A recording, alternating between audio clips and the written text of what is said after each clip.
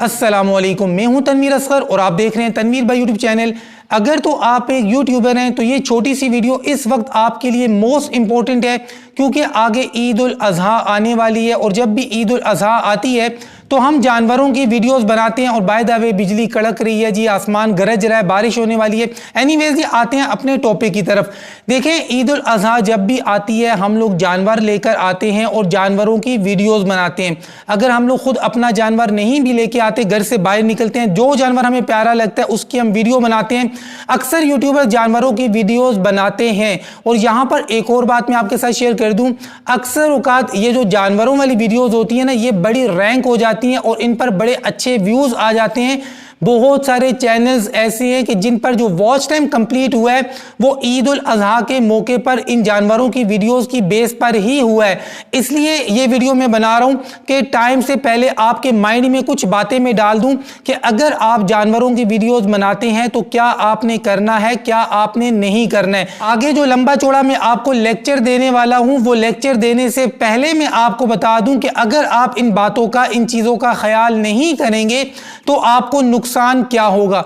सबसे पहली बात, मैंने आपको बताया कि बड़ी ईद के मौका पर जानवरों वाली जो वीडियोस होती हैं ये बहुत ज्यादा रैंक होती हैं, इन पर बहुत ज्यादा व्यूज आते हैं और इनकी वजह से वॉच टाइम कंप्लीट होता है। लेकिन अगर आपकी वीडियो यूट्यूब की पॉलिसीज के मुताबिक नहीं होगी तो सबसे पहली बात, आपका चैनल मोनिटाइज नहीं होगा। आपका चैनल जब अंडर रिव्यू जाएगा, वो लोग जब चेक करेंगे कि आपकी कौन सी वीडियोस की बेस पे आपका वॉच टाइम कंप्लीट हुआ है, उनमें आपकी ये जानवरों वाली वीडियो सामने आएगी।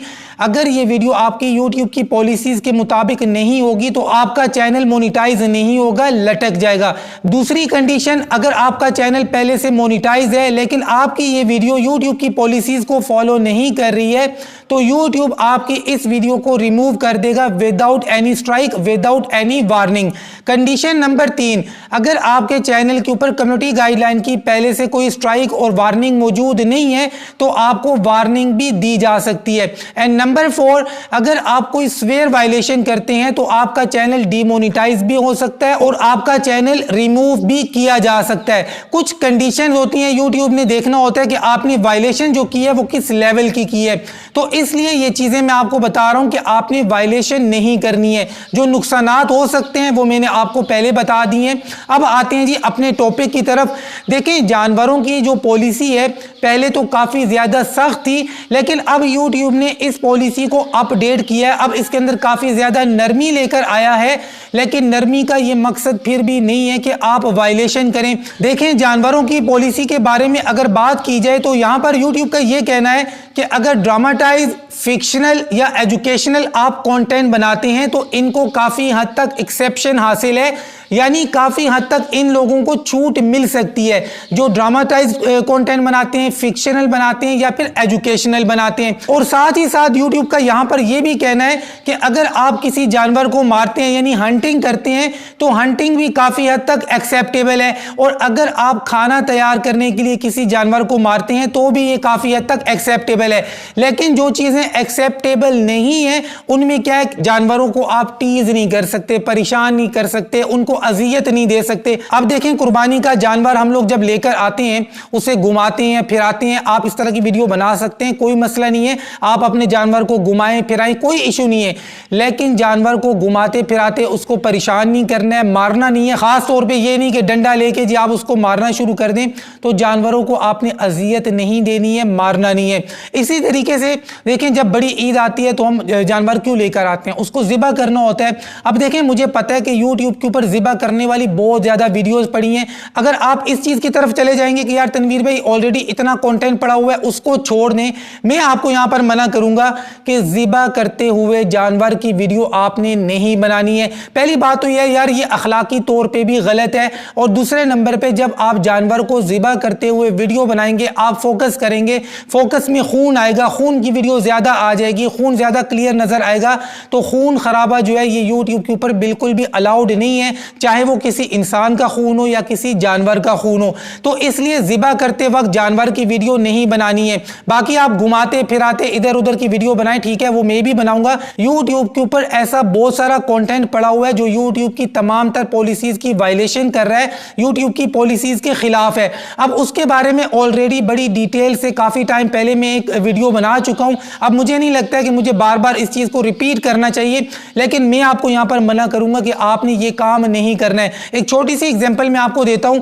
आज से 3-4 महीने पहले मैंने एक वीडियो बनाई थी और उसके अंदर मैंने टेक यूट्यूबर्स को यह कहा था कि अगर आप जैज कैश, इजी पैसा वगैरह की ट्रांजैक्शन दिखाते हैं, वहां पर अमाउंट दिखाते हैं, जिसने अमाउंट सेंड किया या आपने जिसको सेंड किया, अगर ये सारी ट्रांजैक्शन आप क्लियरली दिखा रहे हैं तो ये यूट्यूब की पॉलिसीज के खिलाफ है। उस वक्त भी काफी सारे लोगों ने ये कहा था कि तनवीर भाई यूट्यूब के ऊपर तो ऐसी बहुत सारी वीडियोस पड़ी हैं, लेकिन शुरू में जब यूट्यूब ने वीडियोस को रिमूव करना शुरू किया तो थोड़ा थोड़ा इन लोगों ने डरना शुरू किया। थोड़े टाइम के बाद यूट्यूब ने इन लोगों को स्ट्राइकें जब देना शुरू की तब इनको मेरी बात समझ में आई। देखें, याद रखें इस बात को कि जब आप यूट्यूब के ऊपर कोई वायलेशन करते हैं तो लाजमी नहीं है कि फौरन ही उसका रिएक्शन आ जाए।